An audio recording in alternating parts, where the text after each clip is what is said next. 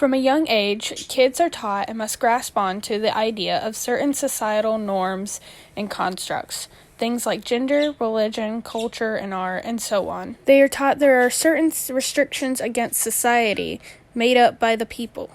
A child might feel pressure to fit these restrictions, such as their gender. Forcing a child to fit their gender role through clothes, toys, colors, sports, and even emotions can stunt their ability to learn, grow, and experience. That is why these gender roles are harmful and unnecessary to society.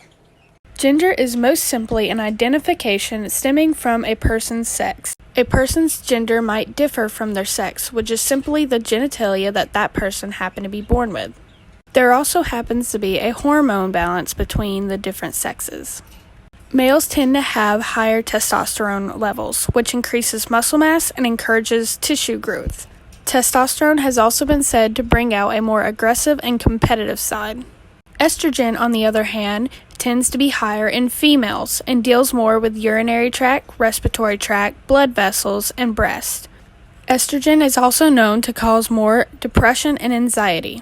Though these hormone levels are most common in males and females, they can fluctuate through any person's life. In most societies, men are seen as the superior, tougher sex. In most cases, tougher indicates that they do not show emotion that might make them seem weak. This causes a major problem when it comes to handling emotion. The majority of men do not know how to handle their emotions in a healthy way.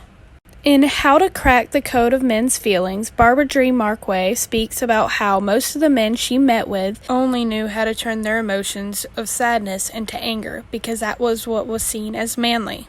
Psychologists like Markway and Lena Aberdeen-Derhally believe that men's anxiety and depression stem from their inability to understand their own emotions. It is believed that this inability to understand their emotions is what leads most men to harmful acts like suicide, drug use, and alcoholism. In this society, it is simply harder for men to express feelings and get help due to the idea that men who cry or break down are weak and feminine in nature. These gender roles hit girls as just as hard all the same. For the longest time in history, and even today, women are seen as the submissive sex.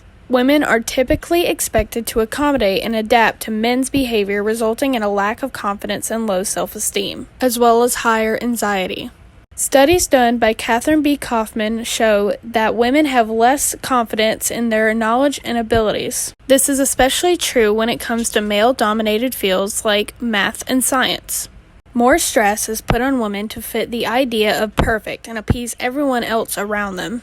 Most conservative Americans uphold these beliefs that men are tougher while women are more submissive. They believe that because men are typically bigger and in some cases stronger, they should be the load bearers, while women being smaller and supposedly more graceful should listen and submit to their husbands completely as a way to submit to God.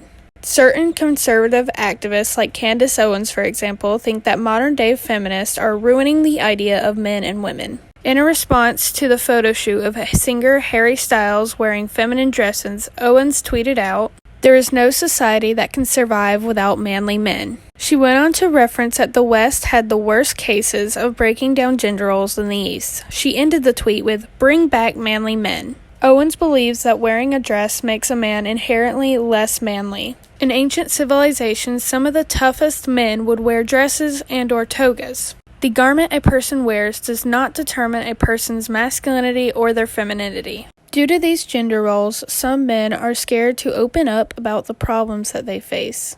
When it comes to sexual assault, you mostly think about women being the victim. When young men are harassed, they are mostly told that they should have enjoyed it due to their typically higher sex drive.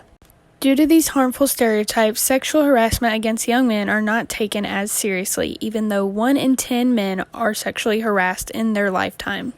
This statistic is probably much higher, as 2 out of 3 incidents go unreported. It is nearly impossible for men to be open about these crimes without being criticized for being weak. These stereotypes are causing lifelong damage to our men and women, and society needs to work to create an environment where women can have confidence and men can talk about their feelings. Men and women are individuals with their own strengths and weaknesses and should not be so easily clumped together. Gender stereotypes are harmful to the individuals in our society and need to be done away with for the safety of our men and women. Thank you for listening.